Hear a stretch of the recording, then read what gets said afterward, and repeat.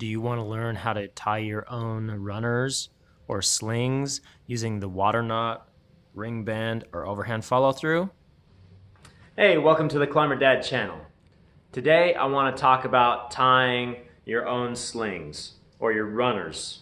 This guy right here. It's the water knot. I also like to refer to it as the overhand follow through because of the way that it is. The first step is to put on these nifty surgical gloves to hide the dirt that is permanently embedded underneath my skin from working hard. The water knot is used to tie tubular webbing together.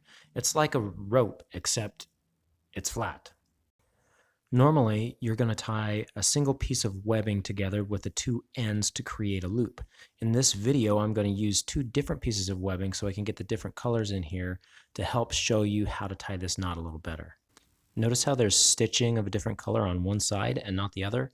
This is actually a rating system, but in this video, we're going to use it to make sure that we don't have any twists in the knot. First step is to simply tie an overhand knot. Now, if you don't know how to tie an overhand knot, please pause the video and take a good look at it. It's really important that there are no twists in the knot. Next, we're going to go ahead and line up this stitching right here to make sure that we have no twists in our loop. So take your other end and just simply lay the stitching to the stitching or the other way and follow it through. So I'm going to pull it through here. Then the webbing wraps around the back side, so I'm going to go ahead and follow that around the back side. And then it comes right over the top. So I'm going to go ahead and pull that right over the top. And now it goes back through the loop on the other side.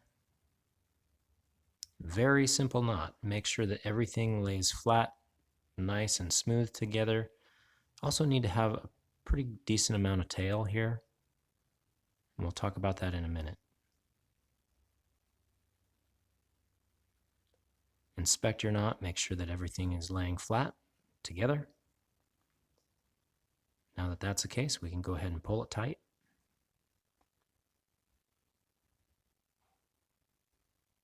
And notice how everything is nice and smooth. That's not good enough. We want to back this knot up. So we're going to take that tail and we're just going to tie a backup knot or an overhand knot as a backup knot on each side. And notice how I still have a little bit of tail after this backup knot. This is really important. Webbing can be a little slipperier than your typical rope or cord. So just always give yourself a little bit of extra tail here. Now that you have this knot, final inspection, this is what it should look like. Now you can save yourself a few bucks and create runners of any length. The tied runner is also a little bit more versatile because you can untie it. If you untie this, well, you're going to have to cut the stitches and that would just waste it. You don't want to do that. These are nice. Don't get me wrong. These are nice. But if you're a dirtbag climber and you're trying to go budget, this will work. If you want to know more of what you can do with the tied sling, go ahead and let me know by commenting down below.